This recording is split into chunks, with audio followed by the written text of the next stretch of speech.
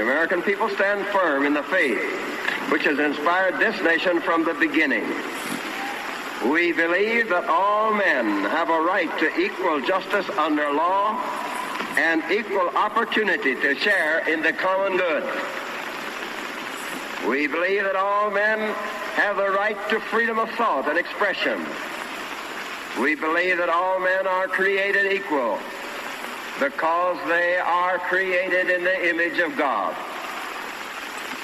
From this faith, we will not be moved.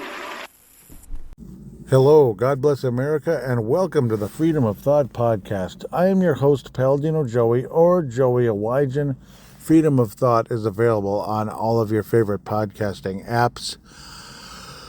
I thank you once and always for downloading and listening to the show. It is a great pleasure to be back on board with you once again today. This is a special kind of episode here, and it's one of those wow.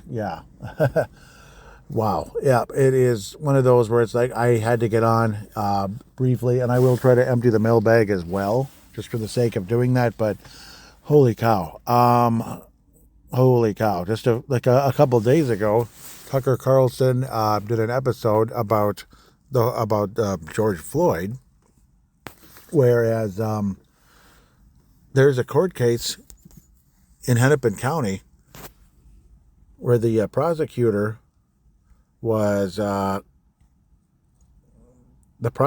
suing her boss, basically, of like the whole George Floyd case, Amy Sweasy, Hennepin County Prosecutor.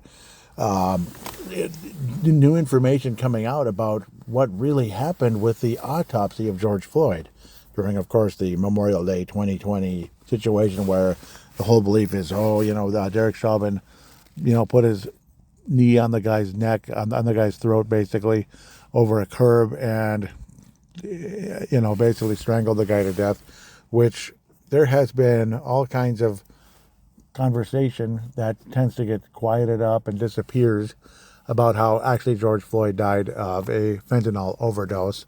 Also, that the guy really didn't have his knee on the guy nearly as bad as people thought, but just trying to keep him still, him being George Floyd. So according to Amy Sweasy, she says she called Baker, that would be the coroner, called the coroner. So that's who she was talking about. That's who Baker is. She says, I called Baker early that morning to tell him about the case and to ask him if he could perform an autopsy on Mr. Floyd. He called me later in the day on that Tuesday, and he told me there was no medical findings that showed any injury to the vital structures of Mr. Floyd's neck. There were no medical indications of asphyxia or strangulation. No medical indications of asphyxia or strangulation. So that is absolutely fascinating, and that this has pretty much been covered up the whole time. And there's a reason why she's suing his boss, because the talk is how this kind of thing is how people's careers can end. That's kind of how the things continue throughout the Tucker Carlson conversation. And I don't know. I mean, I'll probably have more to talk about in the future, but I mean, it's just, this is fascinating information that's starting to come out. The sad part is it'll probably just get covered up, and Chauvin will still be stuck in prison forever, and the other officer or officers that were also locked up for at least 5 to 10 years, if I remember correctly, they should all be freed. They should all be freed. I think people should be, if you want to protest or something, there should be something like that. Free Derek Chauvin, free, these other cops. I think Chow was one of them. It's unbelievable that this kind of thing could happen. And at the same time, there was all kinds of conversation similar to this back then. But of course, again, it all got swept under the rug as burn, loot, and murder. That's what BLM really stands for, as the Burn, Loot, and Murder Group, and Antifa, which are actually super fascists, destroyed this country, or, burned the country. The cities burned, damages here, statues of anybody from Robert E. Lee, all the way up to George Washington, Abe Lincoln, and Ulysses Grant. All were taken down and burned and such. I don't even know how you can burn a statue, but I guess people found a way to do that. Ulysses Grant was actually the first civil rights president in a lot of ways. He protected a lot of the people that and Ulysses S. Grant risked his life with many other soldiers in the Union Army to help free the slaves in the first place. Lincoln, he died freeing the slaves. Obviously, Lincoln's main objective of the Civil War wasn't originally to free the slaves. It wasn't, but it became that one of the main objectives of the Civil War later on. Yes, so obviously, again, Lincoln was far from perfect in a lot of ways, as was Ulysses Grant. He was a massive alcoholic, but I mean, we all have our vices, we all have our problems.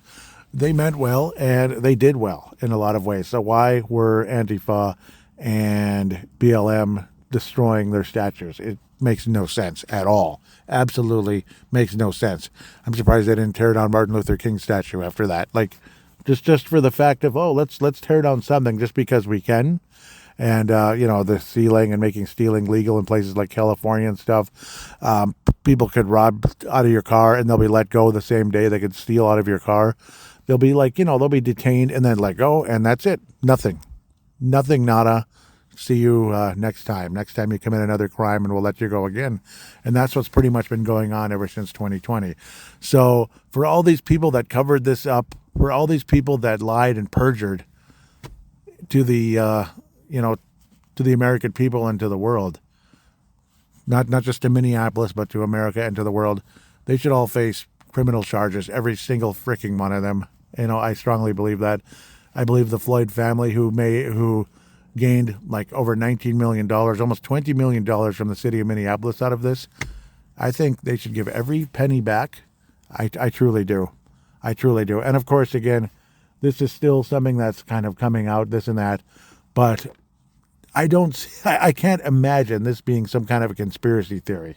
This is not a conspiracy theory. It's a conspiracy. It truly is. And it makes perfect sense with how things have gone.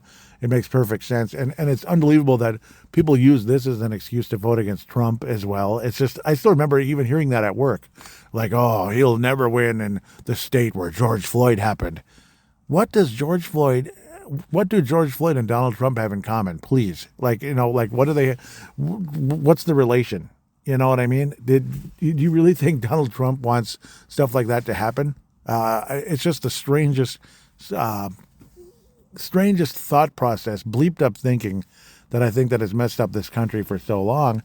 And I don't know. I just do not understand how this kind of thing can continue to happen. And I don't know. It just shows how brainwashed the public truly is, of all shapes and sizes and colors, demographics, locations throughout the country, people across the world. They're not even from here. People across the world, and they're talking about this. How could Trump win in the same state where George Floyd happened?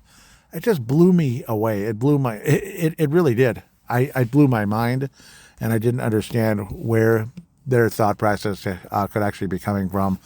Again, apologize if I seem a little disoriented and I'm blah, blah, blah, blah, blah, like that kind of. So, because first of all, it's very shocking.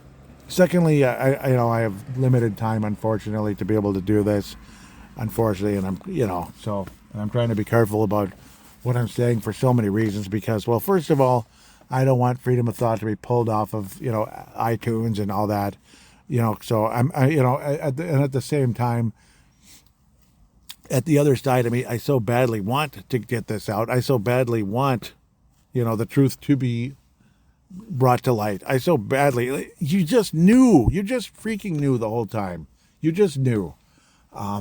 So, and again, it's like you want to continue to verify this and that and let things play out. The sad truth is nothing will probably happen. That's the sad truth. That's the sad truth. It's not going to be found to be false. Of course not. There'll be no conversation about it's all false, other than maybe just people word on the street. Oh, that's BS. Yep, that's all they'll say. Oh, that's BS. And it's like, it's BS how, though? Why is it BS? And then they'll have no answer. So that's the sad and frustrating part of the whole thing. So with that, I'm going to try to jump into the mailbag. But I did share the video on the Facebook page. So if you can access that, yeah, please, pass on the information, this type of thing. Pass on the information. This is fascinating stuff. It really is. And people need to know. It must be shown. So that type of thing. The mailbag, at least for the Facebook page anyway, facebook.com/freedom of thought 1776. There's a comment on one where I was like, why are silver maple leaves turning red? So that's weird. It doesn't make any sense. It was actually happening. And also, we have red maple leaves turning brownish and yellow kind of over in the park I'm at. There's other areas where they're just gorgeous, fiery red, and then there's some that look like the Minnesota Wild, kind of a forest green and red. It's fascinating, actually. But then there's the other group where it's like up in the hill, kind of further up the hill, where they're turning brown, like kind of like a poop brown and yellow and stuff. It's really weird. They're supposed to be red maples, but then these were silver maples that had a hue of red on them. The strangest thing ever. I was like, that doesn't make any sense. I always wonder if there's some kind of weird chemical going on because of all the fires and the smoke and God knows what might have been in the air and all that. So it's really strange. I didn't see this type of reaction with trees in the past that I'm seeing now, but maybe I'm weird. Kathy Main, thank you very much for joining the show. I believe it's the first time she's ever come on here officially, but I do know she's conservative and Minnesota Wild fan, so we've interacted on the Minnesota Wild Global page many times in the past. So she's familiar probably with the Brave the Wild podcast that I do. She says most probably has to do with your soil. A high pH indicates a lack of iron, and that can mess with the color. So that could be maybe the dirt's kind of messed up in the hill. So I don't know. It's real weird. So I wouldn't doubt though that especially if you're talking about soil or whatever, I wouldn't doubt if maybe that all that weird smoke and chemicals in the air could have something to do with it. Yeah. Yep, I was getting mad about, it didn't get taken down. Yeah, Omar was expelling 1 million people. It says expelling 1 million people from Gaza in a day is ethnic cleansing. Yep, I already talked about that on the last episode. But yeah, still, it's unbelievable and crazy. Another major thing. I was saying sell any stock you may own in Netflix and cancel your subscription. You are literally giving the devil money. Forget about it. Literally everything bad happening in the world has to do with these SOBs. And that's the Obamas are basically partners with Netflix in a lot of ways. So I believe they're on the board of directors somehow, some way. So yeah, I want nothing to do with Netflix. I'm glad I don't have a subscription anymore. Once they got rid of Knight Rider, that was kind of it for me, because it's like you couldn't even let me finish watching the series. It was extremely frustrating. Sorry, I'm looking over. Yeah, the park technically isn't closed yet, so it's like I shouldn't be getting kicked out of here. So I was like, wait a minute. The next one. Justin Jefferson, Minnesota Vikings superstar wide receiver. Minnesota Vikings, yeah, a Minnesota Vikings superstar wide receiver, who, of course, yes, is black. Yeah, and nothing wrong with that. He says, because he had been interacting with Trump, and they'd been getting along. And I always thought that maybe he's just being polite to him, blah, blah, blah. But this is very interesting. And this is a guy who actually puts like a gold grill in his mouth, too, which I've never understood that. I've never understood all that, but I mean, okay, whatever. Next, let's continue with what Justin Jefferson had to say. Trump was a class act, one of the best people I've ever met. I hope that in 2024 we can see that man back in office. Isn't that cool? He's been an inspiration to me on and off the field. He got my vote in 2020, and he'll be getting it in 2024. Justin Jefferson. Yes, just the same Justin Jefferson that Minnesota Viking fans locally in Minnesota, admire so much. Justin Jefferson on Trump's comments about him at the White House. Yep, I forget what Trump was saying, like wonderful player and, he's a really good guy, stuff like that, but wow, man. Obviously, probably a lot more details if we could get a chance to learn, but isn't that the coolest thing ever? Justin Jefferson, I mean, that's a huge, huge star player endorsing Donald Trump. Isn't that cool? So that's something, a positive note to think about. Again, sorry if I seem kind of shaky and disoriented, but I mean, it's just that story, it generated so much emotion during the course of 2020 and really ever since. It's a big deal. So, I mean, it's like you're seeing something, going on, and your fingers are kind of, like your hands are kind of shaking, and that's kind of the vibe I was getting as I was talking about the story. Because, honestly, I want to say it correctly. I don't want to screw it up. I badly don't want to screw it up. Holy Toledo. Yeah, Facebook. or this is all on Instagram. Yes. So the Instagram is freedom_of_thought 1776. So I believe there's a few comments from Mark Carlson. Yep, since like 2 episodes ago, because I did not empty the mailbag since. So, yep, Mark Carlson does have a lot to say. Whew, he does. We'll get to it now, though, right here, right now. From a new, strikeforce.92. From a news release by the Government Accountability Office, in our new report, we estimated that the total amount of fraud accessed all UI programs, including the new emergency programs, during the COVID-19 pandemic was likely between $100 billion and $135 billion, or 11%, to 15% of the total UI benefits paid out during the pandemic. I may have read this on the last episode, or not the last episode, but 2 episodes ago. I want to make 100% sure here. I may have, actually. My apologies here for the delay. I think I did. I remember reading that for some reason. But it is, again, fascinating to think that much kind of bullcrap could be going on. That it's they're making billions and billions of dollars off of a fraud of the whole thing. And people like Dr. Fauci, I've honestly thought for the longest time he's a closet billionaire. This whole time he's actually a closet billionaire, and it wouldn't surprise me one bit if he was, or at least hundreds of millions. Like they're like his net worth is like $5 million. It's like, yeah, okay. So if his net worth is $5 million, I got a bridge to sell you.